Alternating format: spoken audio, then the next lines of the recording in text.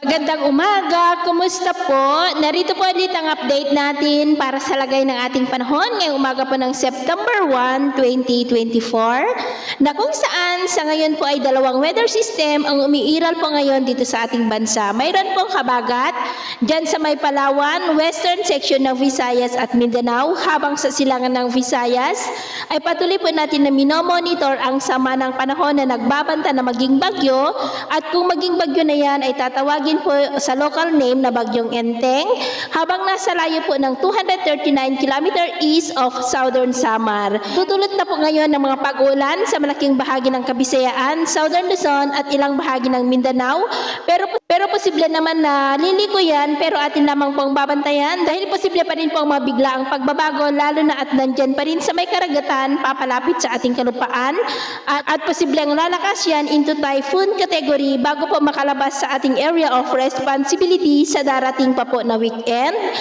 na magdudulot ng malakas na habagat this week, at pinaka-apektado po ng habagat ang malaking bahagi ng Visayas, Southern Luzon at ilang bahagi po ng Central Luzon. At sa atin pong long-range forecast, maliban po sa potensyal na Bagyong Enteng, sa ikalawang linggo po ng September ay may nagbabanta ulit na isang malakas na bagyo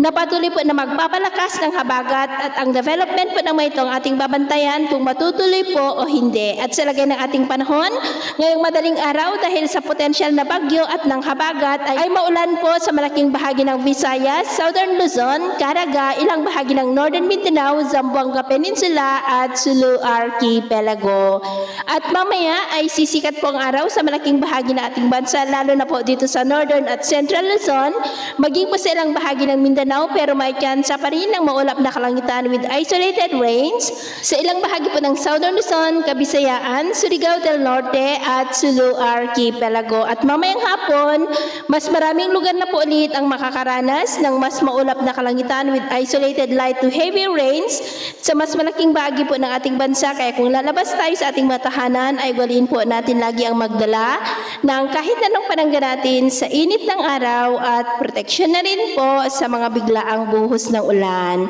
At sa atin naman pong mga baybayin, wala naman po tayong nakataas na namang gale warning signals, pero iba yung pag-iingat lamang po kung papalaot tayo para po mas makaiwas sa mga sakunang pangkaragatan. So, ito po ang latest update natin sa araw na ito. At ako po muli si James na nagsasabing sa kahit anong pagsubok po na darating sa ating buhay,